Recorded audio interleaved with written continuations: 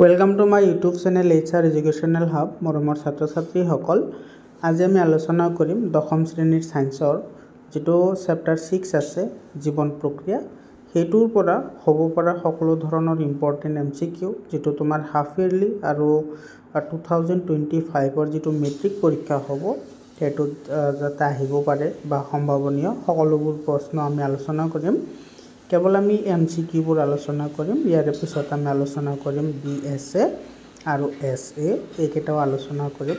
মৰমৰ ছাত্ৰ ছাত্ৰীসকল, তোমালোকে এনেকুৱা ধৰণৰ MCQ তোমালোকে চেপ্টাৰ ওয়াইজ সকলো চেপ্টাৰৰে MCQ পাই যাবা আৰু ক্লাছ 6 পৰা ক্লাছ 10 লৈকে সায়েন্স আৰু মেথছৰ সকলো ধৰণৰ ভিডিঅ' এইটো চেনেলতে পাই যাবা। গতিকে তোমালোকে চেনেলটো সাবস্ক্ৰাইব কৰা আৰু ক্লাছ 10ৰ তোমালোকে গমে পাইছা যে কিছুমান পৰিৱৰ্তন হ'ব, যিবোৰ MCQ আছে আৰু ভেৰি শৰ্ট এনসাৰ কোৱেশ্চন বা শৰ্ট এনসাৰ কোৱেশ্চন আছে। তো সেই মতে বা নতুন গাইডলাইন মতে মই এই প্ৰশ্নবোৰ সাজি উলিয়াইছো। আশা কৰিছো তোমালোকৰ সহায় হ'ব। এটো তোমাৰ হাফ ইয়াৰলি আৰু তোমাৰ যেটো মেট্ৰিক পৰীক্ষা হ'ব 2025 চনত হেতুৰ কাৰণে তোমালোকৰ দৰকাৰী। আৰম্ভ কৰিছো আজিৰ ভিডিঅ'টো।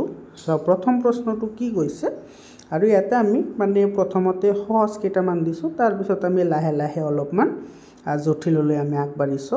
প্ৰথম প্ৰশ্নটো কি কৈছে, তলৰ কোনটো জীৱন প্ৰক্ৰিয়াৰ অন্তৰ্ভুক্ত নহয় বা অন্তৰ্গত নহয়।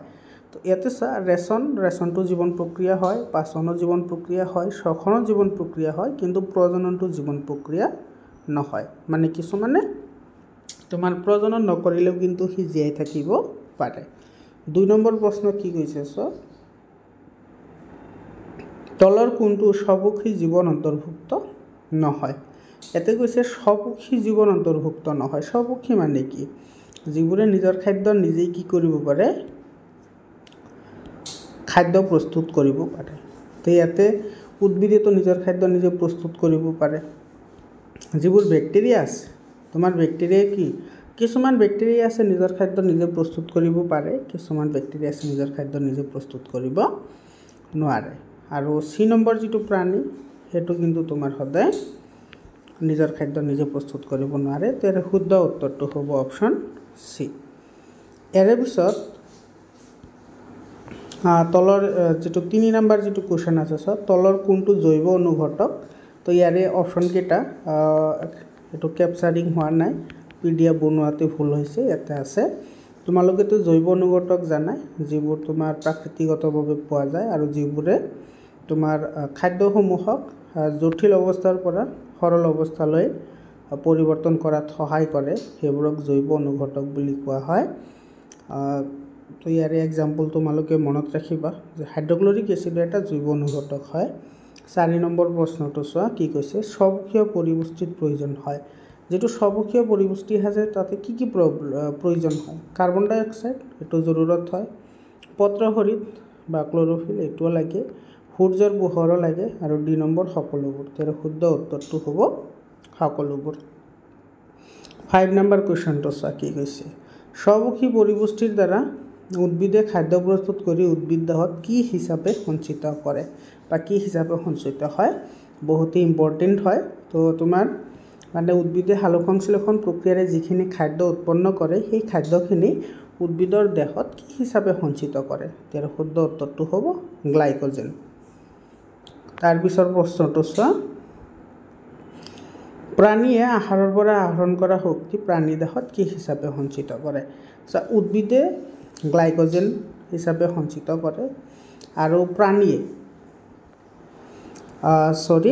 প্ৰাণীয়ে গ্লাইকোজেন হিচাপে সঞ্চিত কৰে। আৰু আগৰটো উদ্ভিদৰ আছিল আগৰটো উদ্ভিদৰ, এইটো হ'ব তোমাৰ শ্বেতসাৰ। উদ্ভিদে শ্বেতসাৰ হিচাপে সঞ্চিত কৰে আৰু তোমাৰ ইফালে যেটো প্ৰাণী আছে, প্ৰাণীয়ে তোমাৰ গ্লাইকোজেন হিচাপে সঞ্চিত কৰে। তো এইটো শুদ্ধ উত্তৰ। মৰমৰ ছাত্ৰ ছাত্ৰীসকল, তোমালোকে এইটোৰ PDF ফাইলো পাই যাবা। যদি PDF লাগে তেতিয়াহ'লে তোমালোকে ভিডিঅ'টো শেষলৈকে চাই থাকা। তোমালোকক PDF কেনেকৈ ডাউনলোড কৰিবা সেই বিষয়ে মই তথ্য দিম। চোৱা 7 নম্বৰটো, এইটো কাৰ্বন ডাই অক্সাইড আৰু পানীৰ মাজত পত্ৰহৰিত আৰু সূৰ্যৰ পোহৰৰ উপস্থিতিত গ্লুকোজ, অক্সিজেন আৰু পানী উৎপন্ন হয়। এই বিক্ৰিয়াটোত কি হৈছে? তাপ শোষিত হৈছে, তাপ বৰ্জিত হৈছে, এ আৰু বি দুয়োটা, ডি নম্বৰত এটাও নহয়। ইয়াৰ শুদ্ধ উত্তৰটো কি হ'ব? ইয়াতে এ নাম্বাৰটো হ'ব, কাৰণ এইটো তোমাৰ সালোক সংশ্লেষণ প্ৰক্ৰিয়া হয়। তো সালোক সংশ্লেষণ প্ৰক্ৰিয়াত সূৰ্যৰ পোহৰ কি হয়? শোষণ হয়, মানে এইটো এটা তাপগ্ৰাহী বিক্ৰিয়া। তাৰপিছৰ প্ৰশ্নটো চোৱা, সালোক সংশ্লেষণ বিক্ৰিয়াৰ ক্ষেত্ৰত তলৰ কোনটো শুদ্ধ নহয়? কোনটো শুদ্ধ নহয় বুলি কৈছে। তোমালোকে কিন্তু এনেকুৱা আনচাৰবোৰ কৰিবলৈ হ'লে অলপমান ভাবি চিন্তি আনচাৰ কৰিব লাগিব, কাৰণ এনেকুৱা অলপমান পাজলিং টাইপৰ হয়। চোৱা, পোহৰ শক্তিক পত্ৰখৰিতৰ দ্বাৰা শোষণ, এইটো সঁচা হয়। পোহৰ শক্তিক ৰাসায়নিক শক্তিলৈ পৰিৱৰ্তন আৰু পানীৰ অণুক হাইড্ৰজেন আৰু অক্সিজেনলৈ পৃথকীকৰণ, এইটোও সঁচা হয়। চি নম্বৰত কি কৈছে? চোৱা, কাৰ্বন ডাই অক্সাইড বিজাৰণৰ দ্বাৰা কাৰ্বহাইড্ৰেট উৎপন্ন, এইটোও সঁচা হয়। অক্সিজেন গ্ৰহণৰ দ্বাৰা পত্ৰখৰিতৰ সহায়ত শ্বেতসাৰ প্ৰস্তুত কৰা, এইটো মিছা হয়। তাৰমানে ইয়াৰ আমাৰ শুদ্ধ উত্তৰটো হ'ব ডি নম্বৰ, কাৰণ তোমাৰ অক্সিজেনটো গ্ৰহণ কৰে কাৰ্বন ডাই অক্সাইডহে। তো এইটো আমাৰ ভুল হয়, তো এইটো আমাৰ শুদ্ধ উত্তৰ হ'ব। 9 নম্বৰ কুৱেশ্যন। এনেকুৱা ধৰণৰ কুৱেশ্যনটো এইবাৰ আহিব, বুজি পালা? ইয়াতে চোৱা, এটা চিত্ৰ দিছে, এইটো হৈছে 1 নম্বৰ, এইটো 2 নম্বৰ, এইটো হ'ল 3 নম্বৰ, এইটো হ'ল 4 নম্বৰ। তো ইয়াৰে চোৱা, যিটো একেবাৰে মাজভাগত আছে 1 নম্বৰ, এইটো হৈছে মধ্যশিৰা, হয়নে? ইয়াৰে পিছত তোমাৰ 2 নম্বৰটো হৈছে পত্ৰফলক, হয়নে? আৰু 3 নম্বৰটো হ'ব হীৰা, 3 নম্বৰটো হীৰা, আৰু 4 নম্বৰ হৈছে ফ্লেম জাইলেম। তো ইয়াৰে এ নম্বৰটো শুদ্ধ। 1 নম্বৰ মধ্যশিৰা, 2 নম্বৰ পত্ৰফলক, 3 নম্বৰ হীৰা, 4 নম্বৰ ফ্লেম জাইলেম। তোমালোকে কিন্তু এইবোৰ মনত ৰাখিব লাগিব, এইটো ভেৰি ইম্পৰ্টেণ্ট হয়। এনেকুৱা ধৰণৰ কুৱেশ্যন কিন্তু আহিব। 10 নম্বৰ কুৱেশ্যন কি কৈছে? চোৱা, উদ্ভিদৰ পাতত কিছুমান সেউজীয়া বৰণৰ বিন্দু দেখা পোৱা যায়, য'ত পত্ৰখৰিত সিঁচৰতি হৈ থাকে। এইবোৰ কি কয়? এইবোৰক হৰিতকণা বুলি কয়। পত্ৰখৰিত নহয়, কিন্তু এইবোৰ হৰিতকণাহে হয়। তাৰপিছত 11 নম্বৰ কুৱেশ্যনটো চোৱা, পত্ৰৰন্ধ্ৰৰ ছিদ্ৰ মুক্ত হোৱা বা বন্ধ হোৱা পৰিঘটনাটো কোনে নিয়ন্ত্ৰণ কৰে? এইটো ৰক্ষী কোষে নিয়ন্ত্ৰণ কৰে, এইটো আমি সকলোৱে জানো। তাৰপিছৰ প্ৰশ্নটো চোৱা, কি কৈছে? তলৰ কোনটো কাৰ্য পত্ৰখৰিতৰ দ্বাৰা নিয়ন্ত্ৰিত নহয়? ইয়াতে আমি সকলোৱে জানো পত্ৰখৰিতৰ কাম গেছৰ আদান প্ৰদান কৰা, এইটোও হয়। অতিৰিক্ত পানী বাষ্পীভূত কৰা, এইটোও হয়। মানে চি নম্বৰ, এ আৰু বি দুয়োটা হয়। কিন্তু ডি নম্বৰ দিছে খাদ্য হজমা কৰা, এইটো নহয়।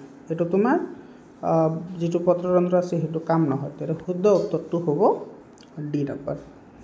13 নম্বৰ কুৱেশ্যন চোৱা, এইটো এটা তোমাৰ ফিগাৰ ডমেষ্টিকেটিক হয়, মানে চিত্ৰৰ পৰা তুমি ওলাব লাগিব।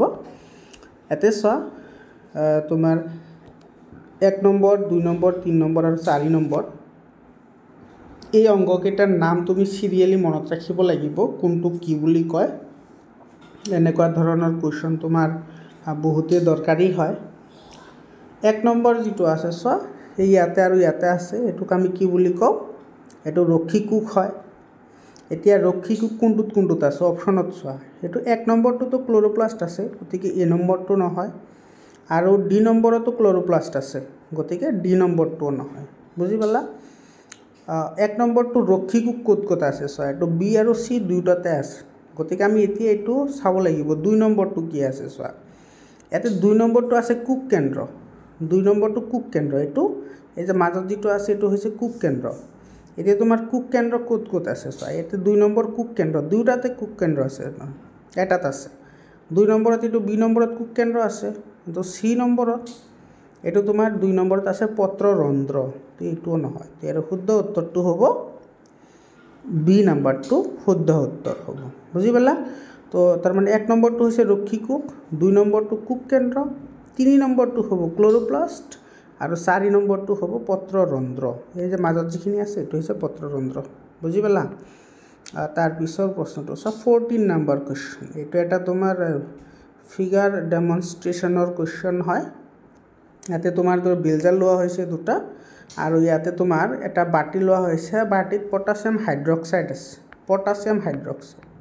এইটো পটাছিয়াম হাইড্ৰক্সাইড লোৱা আছে। এতিয়া চোৱা, এইটো তোমাৰ সৰু উদ্ভিদ হয় আৰু এইটো তোমাৰ ডাঙৰ উদ্ভিদ হয়। ইয়াতে কিন্তু পটাছিয়াম হাইড্ৰক্সাইড নাই, এতিয়া তুমি এটোৰ পৰা কি বুজি পালা ইয়াতে চোৱা কি কৈছে ওপৰৰ কাৰ্যকলাপৰ দ্বাৰা আমি কি পৰীক্ষা কৰিব পাৰি হালুক সংশ্লেষণৰ বাবে সূৰ্যৰ পোহৰ এটোতো সঁচাই হয় শ্বেতসাৰৰ উপস্থিতি পৰীক্ষা এটোতো আমি শ্বেতসাৰৰ উপস্থিতি পৰীক্ষাৰ কাৰণে সূৰ্যৰ পোহৰ লাগে উদ্ভিদৰ ৰেচন ক্ৰিয়া এটো হয় আৰু হালুক সংশ্লেষণ প্ৰক্ৰিয়া এতে তোমাৰ প্ৰশ্নটোত কৈছিল কি যে কি পৰীক্ষা কৰিব পাৰি ইয়াতে এটা কথা লক্ষ্য কৰা ইয়াতে যেটো পটাছিয়াম হাইড্ৰক্সাইড আছে এখিনি তুমি বুজিব লাগিব যেটো পটাছিয়াম হাইড্ৰক্সাইড আছে এই পটাছিয়াম হাইড্ৰক্সাইডে কি কৰে ইয়াৰে ভিতৰত যিখিনি তোমাৰ কাৰ্বন ডাই অক্সাইড থাকে সেইখিনি শোষণ কৰে তো কাৰ্বন ডাই অক্সাইড যদি শোষণ কৰে তেতিয়া হলে ইয়াৰ খাদ্য উৎপন্নৰ যেটো পৰিমাণ হেতু কমি যায় আৰু ইয়াতে যেহেতু পটাছিয়াম হাইড্ৰক্সাইড নাই গতিকে এই সম্পূৰ্ণ খাদ্য প্ৰস্তুত কৰিব পাৰে সেইকাৰণে ইয়াৰ আকাৰ ডাঙৰ আৰু এটো হৈছে আকাৰ সৰু তাৰ মানে এটো কি হ'ব ইয়াৰ সহায়ত আমি কি কৰিব পাৰো এটো আমি কৰিব পাৰো মানে এই নম্বৰটো হালুক সংশ্লেষণৰ বাবে সূৰ্যৰ পোহৰৰ প্ৰয়োজন হয় এটো আমি ইয়াতে চাব পাৰো ইয়াৰে পিছত চোৱা 15 নম্বৰ কোৱেশ্চন এটো বহুত ইম্পৰ্টেন্ট হয় ইয়াতে এটো চাইটো মুখ গহ্বৰ হয় এটো পাকস্থলী হয় তাৰে পিছত এটো তোমাৰ অগ্নাশয় হয় আৰু এটো আছে তোমাৰ পিত্তক হয় এতিয়া তোমাৰ ইয়াতে প্ৰশ্ন কি কৈছে চোৱা এটো কৈছে উৎসেচকৰ লগত কাম মিলোৱা কি উৎসেচক আছে আৰু কি কাম আছে হেতু তুমি মিলাব লাগে হয়নে এক নম্বৰ যেটো আছে মুখ গহ্বৰ হয়নে মুখ গহ্বৰত কি থাকে লালটি এমাইলেজ আৰু লালটি এমাইলেজে কি কৰে লালটি এমাইলেজে খাদ্যৰ শ্বেতসাৰ অংশ ভাঙি চেনিলৈ পৰিৱৰ্তন কৰে বুজি পালানে তে 2 নম্বৰ কি কৈছে চোৱা 2 নম্বৰটো কি আছিল চোৱাতে 2 নম্বৰটো আছিল পাকস্থলী কি নিহৰণ কৰে হাইড্ৰক্লৰিক এসিড আৰু হাইড্ৰক্লৰিক এসিডে কি কৰে হাইড্ৰক্লৰিক এসিডে পেপচিনৰ কাৰ্য তীব্ৰ কৰে তাৰ মানে তোমাৰ 1 নম্বৰটো পি আহিল 2 নম্বৰটো কিউ আহিল এতিয়া ইয়াতে যিকেটা অপচন আছে সেইকেটা চোৱা তুমি 1 নম্বৰটো পি আৰু 2 নম্বৰটো কিউ ক'ত আছে 1 নম্বৰটো পি আছে 2 নম্বৰটো কিউ আছে 1 নম্বৰটো কিউ আছে এটোতো নহয় 1 নম্বৰটো পি আছে এটো নহয় সৰি 1 নম্বৰটো পি 2 নম্বৰটো আৰ আছে 2 নম্বৰটো কিউ আহিব লাগিব এটা আৰ আছে গতিকে এটো নহয় 3 নম্বৰ 1 নম্বৰত কিউ আছে এটো নহয় তাৰ মানে শুদ্ধ উত্তৰ হ'ব তোমাৰ এ নম্বৰটো তাৰ মানে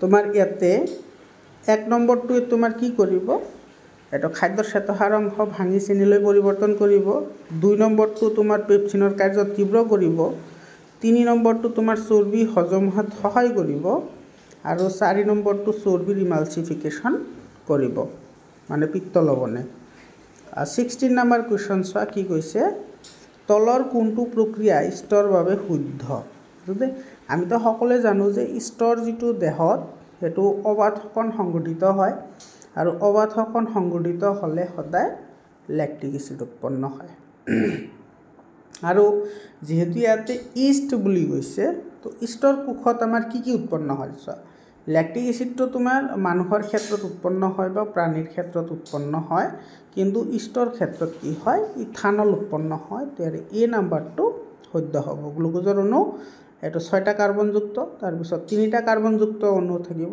তো ইথানল কাৰ্বন ডাই অক্সাইডৰ শক্তিলৈ ৰূপান্তৰিত হয় তেৰে নম্বৰটো শুদ্ধ উত্তৰ ইয়াৰে পিছত এছাৰশন আৰু ৰিজনিংৰ কোৱেশ্চন হয় এটো বহুত দৰকাৰী হয় আৰু এনেকুৱা ধৰণৰ প্ৰশ্ন তোমাৰ বহুতে টাফ যেন পায় বহুত ষ্টুডেন্টে কিন্তু হিমান টাফ নহয় তুমি তেতিয়াহে পাৰিবা যেতিয়া তোমাৰ 100% কনসেপশন ক্লিয়াৰ থাকিব otherwise you will not be able to answer this type of questions okay so 17 নম্বৰত কি কৈছে তো নিশ্চয়ুক্তি দিয়া আছে বা কেতিয়াবা তোমাৰ দাবী বা কাৰণো দিয়া থাকিব পাৰে এটিপি এ কোষীয় শক্তিৰ মুদ্ৰা বুলি কোৱা হয় যেটো আমাৰ এটিপি আছে এটিপিৰ ফুল ফৰ্মটো মনত ৰাখিবা এডিনোসিন ট্ৰাইফসফেট এটিপিৰ সম্পূৰ্ণ নাম হৈছে এডিনোসিন ট্ৰাইফসফেট এতে সয় দাবী বা ৰিজনটো কি দিছে এটিপি শৰীৰৰ সকলো অংগৰ বাবে প্ৰয়োজনীয় শক্তিৰ যোগান ধৰে এতে সয়টো আমি সকলে জানো ক্লাস 9 তো পঢ়ি আহিছো আৰু আমাৰ 10 তো আছে এটা বাকসৰ ভিতৰত এটা অলপমান কথা আছে তাতে এটো আছে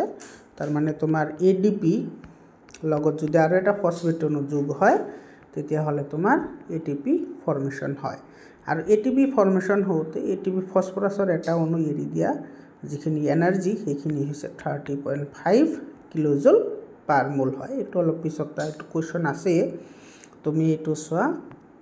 তো ইয়াৰে এটিপি কোষীয় শক্তিৰ মুদ্ৰা বুলি কোৱা হয়। এইটো শুদ্ধ হয়।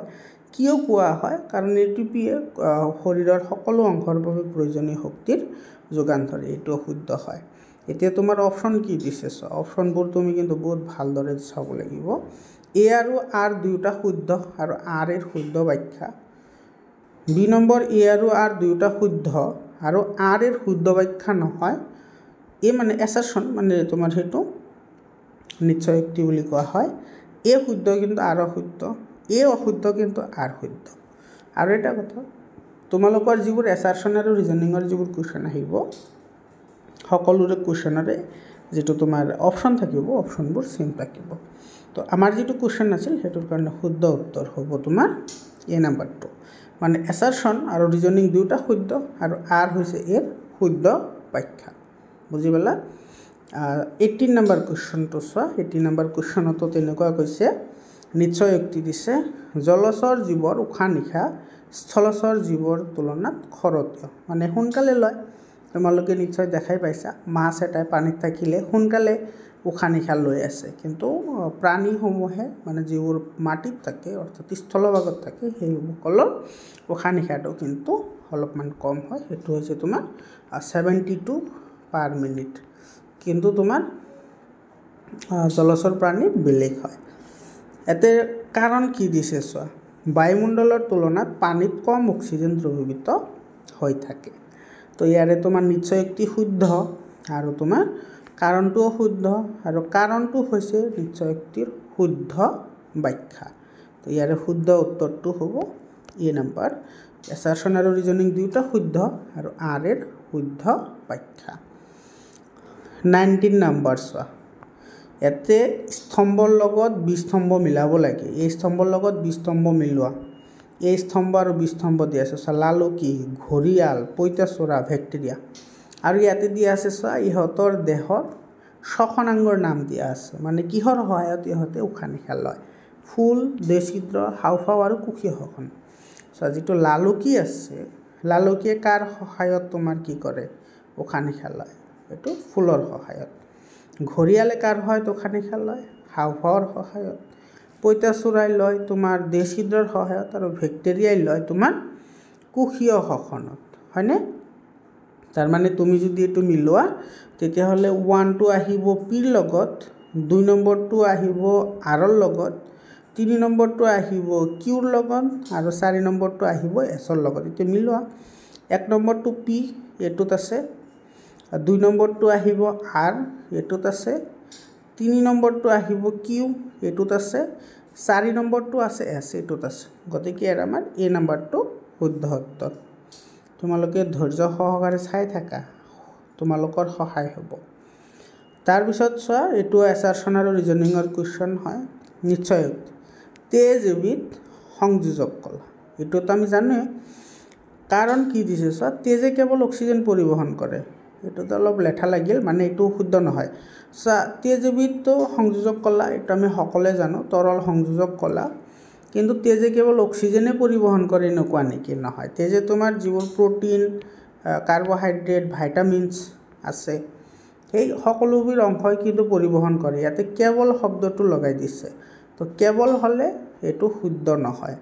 তো তোমাৰ ৰিজনটো শুদ্ধ হ'ব, কিন্তু কাৰণটো নিশ্চয়োক্তিটো শুদ্ধ হ'ব, কিন্তু কাৰণটো ভুল হ'ব। এইটো কোনটোত আছে? এইটো আছে তোমাৰ এইটো চি নম্বৰ অপশ্যনত আছে। গতিকে ইয়াৰে চি নম্বৰটো শুদ্ধ উত্তৰ হ'ব। 21 নম্বৰ কুৱেশ্যন চোৱা, বহুতো ইম্পৰ্টেণ্ট হয় এনেকুৱা, যিটো তোমাৰ ছিকুৱেঞ্চ বেছড MCQ। এইটো আৰু তোমালোকৰ MCQ আৰু ভেৰি শ্বৰ্ট এনচাৰ আৰু লং এনচাৰত কেনেকুৱা ধৰণৰ ডিফাৰেঞ্চ আহিব এই বছৰৰ পৰীক্ষাত, মই সকলোখিনি আগৰ ভিডিঅ'টোত অলৰেডি আলোচনা কৰিছোঁ। আৰু তোমালোকৰ যিটো একাডেমিক কেলেণ্ডাৰ আছে, সেই কেলেণ্ডাৰতো যিবোৰ চেঞ্জ হৈছে মই গোটেইখিনি কথা আগত আলোচনা কৰিছোঁ।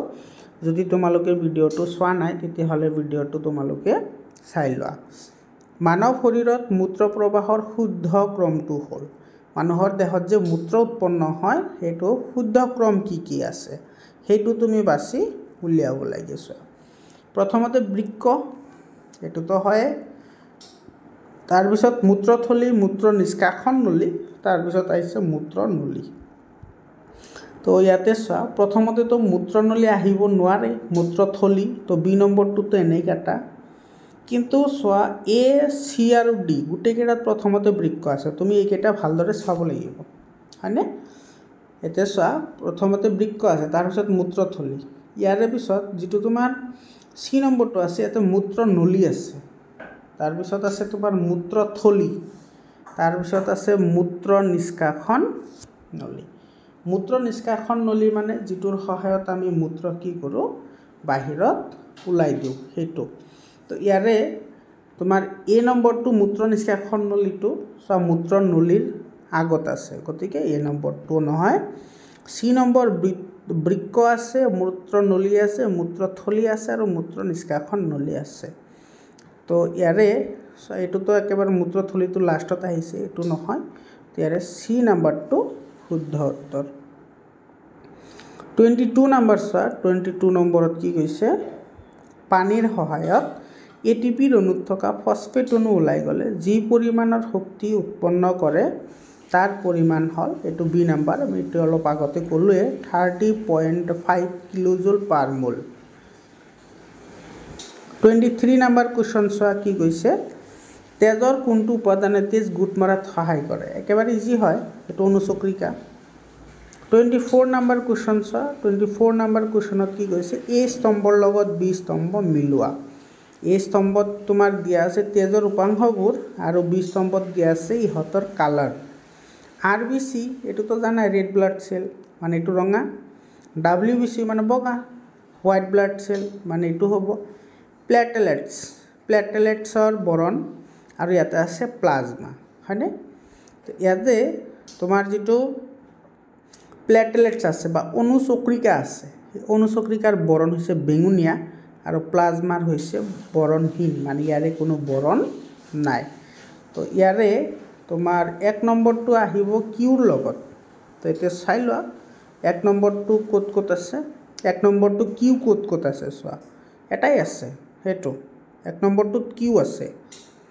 2 নম্বৰটো আহিব তোমাৰ ক'ত আহিব, 2 নম্বৰটো বগা, পিত আহিব, সেইটো পি আহিছে। 3 নম্বৰটো আহিব বেঙুনীয়া, যিটো এছ আছে। 4 নম্বৰটো আহিব আৰ, এইটো আৰ আছে, গতিকে শুদ্ধ উত্তৰটো হ'ব চি নম্বৰ। তাৰপিছৰ প্ৰশ্নটো চোৱা, 25 নম্বৰ কুৱেশ্যন। 25 নম্বৰ কুৱেশ্যনত কি কৈছে চোৱা, এজন বেমাৰী মানুহ ডাক্তৰৰ ওচৰলৈ যোৱা, ডাক্তৰে পৰীক্ষা নিৰীক্ষা কৰি দেখা পালে যে গ্ৰন্থি এটাই নিয়মীয়াকৈ নিহৰণ নকৰাৰ ফলত ডায়েবেটিছ ৰোগ হৈছে। গ্ৰন্থি এটাই নিয়মীয়াকৈ মানে কি নকৰে, যিটো উৎসেচক আছে বা যিটো হৰম'ন আছে সেইটো নিহৰণ নকৰে, তাৰ ফলত মানুহজনৰ ডায়েবেটিছ হৈছে। ডাক্তৰজনে কোনটো গ্ৰন্থিৰ কথা কৈছে? এতিয়া তুমি জানিব লাগিব যে ডায়েবেটিছ বেমাৰ কিয় হয়। ডায়েবেটিছ বেমাৰ হয় ইনচুলিনৰ অভাৱত। ইনচুলিনৰ যদি অভাৱ হয় তেতিয়াহ'লে মানুহৰ কি হয়, ডায়েবেটিছ বেমাৰ হয়। আৰু ইনচুলিনটো কোনে নিহৰণ কৰে? অগ্নাশয় গ্ৰন্থিয়ে ইনচুলিন নিহৰণ কৰে। ইয়াৰ শুদ্ধ উত্তৰটো হ'ব বি নম্বৰ। তুমি এনেকৈ মনত ৰাখিব লাগিব। 26 নম্বৰ কুৱেশ্যনটো কি কৈছে চোৱা, স্নায়ুকোষৰ স্নায়ু প্ৰেৰণৰ শুদ্ধ ক্ৰমটো হ'ল, স্নায়ুকোষৰ স্নায়ু প্ৰেৰণৰ শুদ্ধ ক্ৰমটো কি হ'ব? ইয়াতে প্ৰথমতে কি আছে চোৱা, একজন আছে কুকদে, প্ৰথমতেতো একজন আহিব নোৱাৰে, কাৰণ একজনৰ কামটো এইটো নহয়, তো এ নম্বৰটো নহয়। বি নম্বৰত আৰু চি নম্বৰতো একজন আছে, তো এইটো নহয়। তো বি আৰু ডি এই দুটাৰ মাজত এটা হ'ব। এতিয়া চোৱা, ডেনড্ৰাইটৰ কাম হৈছে বাহিৰৰ পৰা বাৰ্তাবোৰ গ্ৰহণ কৰা, তাৰপিছতে একজনৰ মাজত নাযায়, এইটো ক'ত যায়, কুকদেহত যায়। এইটো বি নম্বৰটো নহয়, তো ডি নম্বৰটো কাৰেক্ট এনচাৰ। প্ৰথমতে ডেনড্ৰাইটত আহে, কুকদেহত আহে, একজনত আহে, লাষ্টত আহে স্নায়ু প্ৰান্ত। 27 নম্বৰ, এইটো তোমাৰ মিলোৱা, মেটছ দ্য ফলোয়িং আছে। পাকস্থলীৰ ৰস, পেৰিষ্টালটিক, পত্ৰৰন্ধ্ৰ আৰু পেৰামেচিয়াম, ইহঁতৰ কি হৈছে, কোনে নিয়ন্ত্ৰণ কৰে বা এইটো কেনেকৈ চলা ফুৰা কৰে সেইটোৰ বিষয়ে ইয়াতে দিয়া আছে ৱাই অক্ষত। এইটো চোৱা, ৰক্ষীকোষ, শ্লেষ্মা, স্লিয়া, পাচননলীৰ লয়যুক্ত সংকোচন।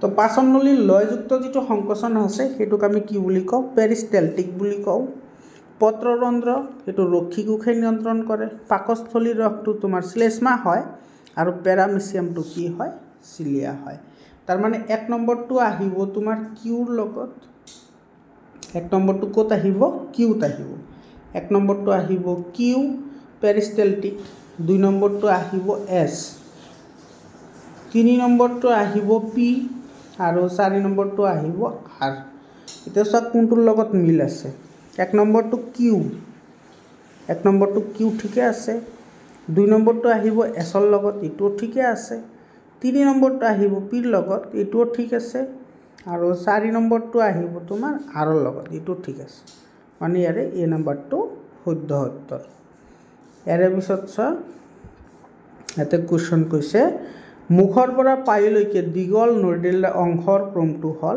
এতে আমাৰ মুখৰ পৰা আৰম্ভ হৈ পাইলৈকে আমাৰ খাদ্যনলী থাকে আৰু মানে পাচন তন্ত্ৰ থাকে সেই পাচন তন্ত্ৰৰ শুদ্ধ ক্ৰমটো কি হয় সেইটো আমি বাছি উলিয়াব লাগিব খাদ্যনলী পাকস্থলী বৃহদান্ত্ৰ ক্ষুদ্ৰান্ত্ৰ কলন মলভাণ্ড আৰু পায়ু তো ইয়াতে প্ৰথমতে তোমাৰ আহে খাদ্যনলী তাৰ পিছত যায় পাকস্থলী তাৰ পিছত বৃহদান্ত্ৰ তাৰ পিছত আছে ক্ষুদ্ৰান্ত্ৰ তাৰ পিছত আছে কলন তাৰ পিছত আছে মলভাণ্ড তো বাকি গুটেইখিনি ঠিকে আছে কিন্তু এটুত ভুল আছে সো আগতে ক্ষুদ্ৰান্ত্ৰত আহে তাৰ পিছতে বৃহদান্ত্ৰত যায় এটু ক'ত আছে সো প্ৰথমতে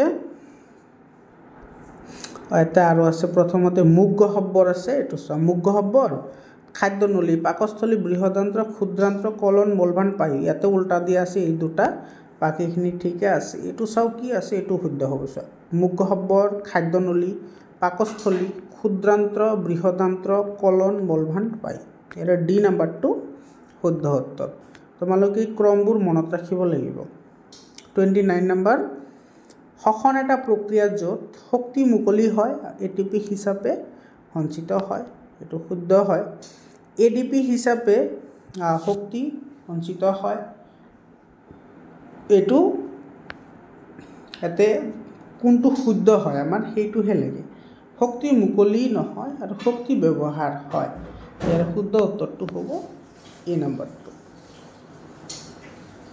30 নম্বৰ কোৱেশ্চন হয় ইয়াতেও তোমাৰ এটা চিত্ৰ দিয়া আছে এই চিত্ৰটো ইয়াতে এক্সত কি এক্স হৈছে মূত্ৰথলী য'ত আমাৰ কি হয় মূত্ৰ জমা হৈ থাকে তো এক্সৰ কাম কি এক্সৰ কাম হৈছে তোমাৰ মূত্ৰ জমা কৰা এটো সি নম্বৰটো শুদ্ধ উত্তৰ তাৰ পিছত 31 নম্বৰ কোৱেশ্চন কি কৈছে তলৰ উক্তিবোৰৰ পৰা শুদ্ধ বিকল্প বাছনি কৰা এতে কি কৈছে জাইলেম কলাই হিপাৰ দ্বাৰা মাটিৰ পৰা পানী আৰু খনিজ লৱণ গ্ৰহণ কৰে এটো তোমাৰ সঁচা নে মিছা জাইলেম কলাই হিপাৰ দ্বাৰা মাটিৰ পৰা পানী আৰু খনিজ লৱণ গ্ৰহণ কৰে এটো সঁচা হয় জাইলেম দ্ৰব্যৰ পৰিবহণ একমুখী এটো সঁচা হয় ফ্লেম কলাৰ দ্ৰব্যৰ পৰিবহণ সজীৱ এটো সঁচা হয় কাৰণ তোমাৰ ফ্লেম কলাই যেহেতু তোমাৰ উভয়মুখীভাৱে খাদ্যবস্তুবোৰ পৰিবহণ কৰিব লাগে সেই কাৰণে ফ্লেম কলাবোৰ সজীৱ হয় মানে ইহতে কাৰ্য কৰিবলৈ হলে ইহতৰো কি লাগে শক্তিৰ প্ৰয়োজন হয় এটো সজীৱ হয় ফ্লেম কলাই একমুখী এটো মাত্ৰ কলো ফ্লেম কলাই সদায় উভয়মুখী দ্ৰব্যৰ পৰিবহণ কৰে একমুখী তো এটো ভুল মানে পিকিউআৰ শুদ্ধ কিন্তু এছ2 অশুদ্ধ এটো এ নম্বৰটো শুদ্ধ উত্তৰ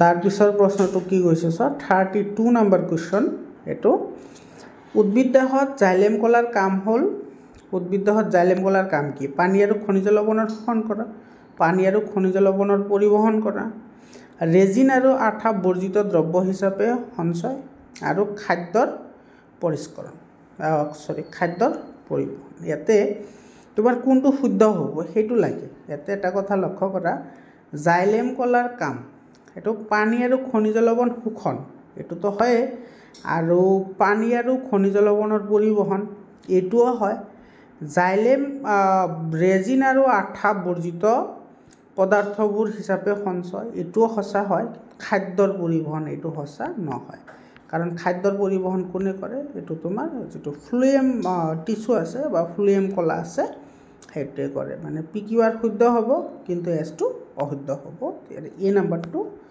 কাৰেক্ট আনসাৰ তাৰপিছত এইটো এছাৰশ্যন আৰু ৰিজনিঙৰ কুৱেশ্যন হয়। এইটো চোৱা কি কৈছে, ফ্লেম কলাই খাদ্যৰ স্থানান্তৰণত সহায় কৰে। ফ্লেম কলাই উদ্ভিদক যান্ত্ৰিক শক্তিৰ যোগান ধৰে। এটা যান্ত্ৰিক শক্তিৰ কথা কৈছে, মানে তোমাৰ কাম কৰাৰ কাৰণে যিখিনি শক্তি লাগে সেই গোটেইখিনি শক্তি তোমাৰ ফ্লেম কলাই যোগান ধৰে। তো ইয়াৰে জাইলেম কলাইতো খাদ্যৰ স্থানান্তৰণত সহায় কৰে, মানে translocation of food will be determined by phloem tissue. এইটো সঁচা হয়, কিন্তু যিটো তোমাৰ ৰিজন আছে ৰিজনটো শুদ্ধ নহয়, মানে এইটো শুদ্ধ কিন্তু ৰিজনটো শুদ্ধ নহয়। তো ইয়াৰে তোমাৰ চি নম্বৰ অপশ্যনটো কাৰেক্ট হ'ব, চি নম্বৰ।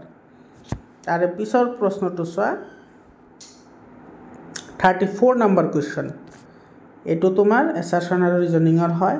মানুহৰ ডিঙিত কিছুমান উপস্থিত আঙুঠি থাকে। এইটোতো সকলোৱে জানো, আমাৰ ডিঙিত কিছুমান উপস্থিত থাকে, সেইকাৰণে আমাৰ ডিঙিত চুলে আমি এটা আঙুঠিৰ নিচিনা দেখা পাওঁ, যিটোক আমাৰ লেৰিংছ বুলি কোৱা হয় বা বায়ুকোপ বুলি কোৱা হয়। বায়ুকোপ নহয়, সেইটো আমাৰ এই যে শ্বাসনলী, য'ত আমাৰ এই যে গলত যে থাকে অলপ ওখহা, সেই অংশটোৰ কথা কৈছে। আৰু এইটো কিহৰ কাৰণে থাকে, যাতে আমাৰ উশাহ নিশাহ লোৱাৰ সময়ত আমাৰ গলটো যাতে চেপি নাযায়, যাতে বায়ুখিনি সুচলে চলাচল কৰিব পাৰে। ইয়াৰে ৰিজনটো কি দিছে চোৱা, উপস্থিত আঙুঠিবোৰে বায়ু চলাচলৰ সুবিধা নিশ্চিত কৰে। মানে এইটো সঁচা আৰু সঁচা, আৰু আৰ হৈছে এৰ শুদ্ধ ব্যাখ্যা। ইয়াৰে এনচাৰটো আহিব এ নম্বৰ। এ আৰু আৰ উভয় শুদ্ধ আৰু আৰ এৰ শুদ্ধ ব্যাখ্যা। তোমালোকে যদি চেপ্টাৰবোৰ পঢ়িছা তেতিয়াহ'লেহে তোমালোকে এইবোৰ ভালদৰে গম পাবা। এতিয়া তোমালোকৰ এইটো একেবাৰে শেষৰ পেজ আহি গৈছে। তো তোমালোকে যদি PDF ফাইল লাগে তেতিয়াহ'লে 700028246673 এইটো নম্বৰত তোমালোকে হোৱাটছআপ কৰিবা, মই তোমালোকক PDF ফাইল প্ৰভাইড কৰিম। আৰু তোমালোকে এনেকৈ চেপ্টাৰ ৱাইজ সকলো ধৰণৰ MCQ তোমালোকে পাই যাবা। আশা কৰিছোঁ তোমালোকৰ সহায় হ'ব। আৰু যিটো চেপ্টাৰ 6 আছে জীৱন প্ৰক্ৰিয়া, এইটো চেপ্টাৰৰ ওপৰত এছাৰশ্যন আৰু ৰিজনিঙৰ ওপৰতে মই বেলেগকৈ এটা MCQ বনাম, যিটো তোমালোকক মই প্ৰভাইড কৰিম। তোমালোকে চেনেলটো নিয়মীয়াকৈ চাই থাকিবা আৰু তোমাৰ বন্ধু বান্ধৱীৰ লগত শ্বেয়াৰ কৰিবা। 35 নম্বৰ কি কৈছে চোৱা, মাংসভোজী প্ৰাণীৰ তুলনাত তৃণভোজী প্ৰাণীৰ ক্ষুদ্ৰান্ত্ৰটো ডাঙৰ। এতিয়া চোৱা, এইটোতো সঁচা হয়। মাংসভোজী প্ৰাণী যেনেকুৱা বাঘৰ পেটটো একেবাৰে সৰু হয়, কিন্তু তৃণভোজী প্ৰাণী যেনেকুৱা তোমাৰ গৰু, ম'হ, ছাগলী, এইবোৰ তোমাৰ যিমান প্ৰাণী হয় তাতকৈ বেছি ডাঙৰ তোমাৰ ইহঁতৰ পেটটো হয়, মানে ক্ষুদ্ৰান্ত্ৰটো ডাঙৰ হয়। কিহৰ কাৰণে হয়? তোমালোকে সকলোৱে দেখাই পাইছা, বাঘৰ পেট সৰু কিন্তু ছাগলী, ভেড়া, গৰুৰ এইবোৰ পেট ডাঙৰ হয়। কাৰণ কি চোৱা, মাংসভোজী প্ৰাণীয়ে চেলুলোজ সহজে হজম কৰিব পাৰে। এতিয়া মাংসভোজী প্ৰাণী কৈছে আৰু ইয়াতে কৈছে চেলুলোজৰ কথা। তো চেলুলোজ সদায় তোমাৰ তৃণত থাকে, মানে গছ গছনিতে চেলুলোজ থাকে, মাংসতো চেলুলোজ নাথাকে। তাৰমানে এইটো তোমাৰ এছাৰশ্যনটো শুদ্ধ, নিশ্চয়োক্তিটো শুদ্ধ, কিন্তু কাৰণটো ভুল। তো ইয়াৰে তোমাৰ কোনটো শুদ্ধ হ'ব, সেইটো ইফালে তোমাৰ ABC আছিল যে, ইয়াৰ চি নম্বৰটো শুদ্ধ হ'ব। মানে তোমাৰ এইটো শুদ্ধ কিন্তু আৰটো ভুল হ'ব, বুজি পালা। 36 নম্বৰ কি কৈছে চোৱা, বোমেন্স কেপচুল আৰু নেফ্ৰন নলিকা সংঘবদ্ধ হৈ নেফ্ৰন গঠন কৰে। বহুত ইম্পৰ্টেণ্ট হয় এই কুৱেশ্যনটো, এইটো কিন্তু এনেকুৱা ধৰণৰ কুৱেশ্যন আহে। যিটো তোমাৰ বোমেন্স কেপচুল আছে, মানে যে এনেকুৱা যিটো তোমাৰ নেফ্ৰনৰ চিত্ৰ আছে, এনেকুৱা তোমাৰ এটা ইয়াতে কেপচুলৰ নিচিনা দেখা পোৱা যায়, সেইটো বোমেন্স কেপচুল বুলি কয়। আৰু নেফ্ৰন নলিকা, ইয়াৰে মাজত এনেকুৱা উপপকা যিবোৰ থাকে সেইবোৰ নেফ্ৰনৰ নলিকা বুলি কোৱা হয়। আৰু এই দুয়োটা লগ লাগি কি হয়, নেফ্ৰন গঠন হয়। এইটোতো সঁচা কথাই হয়। আৰু নেফ্ৰন নলিকাৰ কাম হ'ল নেফ্ৰনে প্ৰাথমিক অৱস্থাত গ্লুক'জ, এমিনো এচিড, লৱণ আৰু প্ৰচুৰ পৰিমাণে পানী সেকনৰ পিছত এইবোৰ পুনৰ অধিশোষণ কৰি লয়। এইটোও সঁচা হয়। তাৰমানে এইটো কিন্তু বহুত ইম্পৰ্টেণ্ট হয় এনেকুৱা ধৰণৰ কুৱেশ্যন। তোমালোকে যদি ৰেচন ক্ৰিয়াৰ বিষয়ে ভালদৰে জানা আৰু যদি নেফ্ৰন বা বৃক্কৰ বিষয়ে যদি জানা, তোমালোকে এইখিনি কথা নিশ্চিতভাৱে পঢ়িছা। তো ইয়াৰে তোমাৰ এ আৰু আৰ দুয়োটা শুদ্ধ হয়, আৰু তোমাৰ আৰটো এৰ শুদ্ধ ব্যাখ্যা, মানে ইয়াৰ এ নাম্বাৰটো শুদ্ধ উত্তৰ হ'ব, বুজি পালা। 37 নম্বৰ কুৱেশ্যনটো চোৱা, উদ্ভিদৰ কোনো বিশেষ শ্বসনাংগ নাথাকে, উদ্ভিদৰ গেছীয় পদাৰ্থ বিনিময়ৰ প্ৰয়োজন নহয়। এতিয়া চোৱা, এছাৰশ্যন মানে নিশ্চয়োক্তিটো শুদ্ধ কিন্তু ৰিজনটো ভুল। মানে সি নম্বৰ অপশ্যনটো কাৰেক্ট হ'ব মই তোমালোকক আগতে কৈছিলোঁ যিবোৰ এছাৰশ্যন আৰু ৰিজনিং আছে সেইটো এ বি আৰু চি ডি চাৰিটা অপশ্যন থাকে এই অপশ্যনত থাকে এ আৰু আৰ দুয়োটা শুদ্ধ আৰু এ হৈছে আৰ শুদ্ধ ব্যাখ্যা বি নম্বৰত থাকে তোমাৰ এ আৰু আৰ দুয়োটা শুদ্ধ কিন্তু আৰ এৰ শুদ্ধ ব্যাখ্যা নহয় সি নম্বৰত থাকে এ শুদ্ধ কিন্তু আৰ শুদ্ধ নহয় আৰু ডি নম্বৰত থাকে এ ভুল কিন্তু আৰ শুদ্ধ হয় তো ইয়াৰে যেহেতু এটো শুদ্ধ আৰু আৰটো ভুল গতিকে সি নম্বৰ অপশ্যনটো কাৰেক্ট হ'ব 38 নম্বৰ কুৱেশ্যন আৰু আজিৰ কাৰণে একেবাৰে শেষৰ প্ৰশ্ন আৰু এটা আছে এটো তোমাৰ 38 নম্বৰ কুৱেশ্যনটো চোৱা কি কৈছে ইয়াতে তোমাৰ এ স্তম্ভৰ লগত বি স্তম্ভ মিলাব লাগে পাকস্থলী যকৃত অগ্নাশয় মুখ ইয়াৰ লগত ইফালে চোৱা তোমাৰ নিহৰণ কৰা যিবোৰ উৎসেচক আছে সেইবোৰৰ নাম লিখিছে ইয়াতে তুমি এটো মিলাব লাগে সো যেটো পাকস্থলী আছে পাকস্থলীয়ে তোমাৰ কি নিহৰণ কৰে এটো পিত্ত লৱণ নিহৰণ কৰে যকৃত অগ্নাশয় তোমাৰ ট্ৰিপসিন নিহৰণ কৰে মুখে লালটি এমাইলেজ নিহৰণ কৰে আৰু যকৃতে পেপচিন নিহৰণ কৰে মানে তোমাৰ এক নম্বৰটো আহিব এছৰ লগত এক নম্বৰটো আহিব এছ দুই নম্বৰটো যাব আৰ তিনি নম্বৰটো আহিব পি আৰু চাৰি নম্বৰটো আহিব কিউ ইয়াতে চোৱা তুমি ইয়াতে চাৰি নম্বৰটো কিউ ক'ত আছে চাৰি নম্বৰত কিউ এটাতে আছে গতিকে তোমাৰ এ নম্বৰটো কি হ'ব এটোৰ শুদ্ধ উত্তৰ হ'ব 39 নম্বৰ কুৱেশ্যন এটো বহুত ইম্পৰ্টেন্ট হয় সুস্থ মানুহ এজনৰ দেহৰ ৰক্তচাপ 120 মিলিমিটাৰ পাৰা বা 80 মিলিমিটাৰ পাৰা 120 মিলিমিটাৰ আৰু 80 মিলিমিটাৰ চাপ হল ক্ৰমে মানে তোমাৰ 120 আৰু 80 এটো হৈছে তোমাৰ ম্যাক্সিমাম ব্লাড প্ৰেছাৰ এটো হৈছে তোমাৰ লোৱাৰ ব্লাড প্ৰেছাৰ তো যেটো ম্যাক্সিমাম হয় হেতুক তোমাৰ সিস্টোলিক চাপ বুলি কয় আৰু যেটো কম হয় হেতুক ডায়াস্টোলিক চাপ বুলি কয় তে এই নম্বৰটো শুদ্ধ উত্তৰ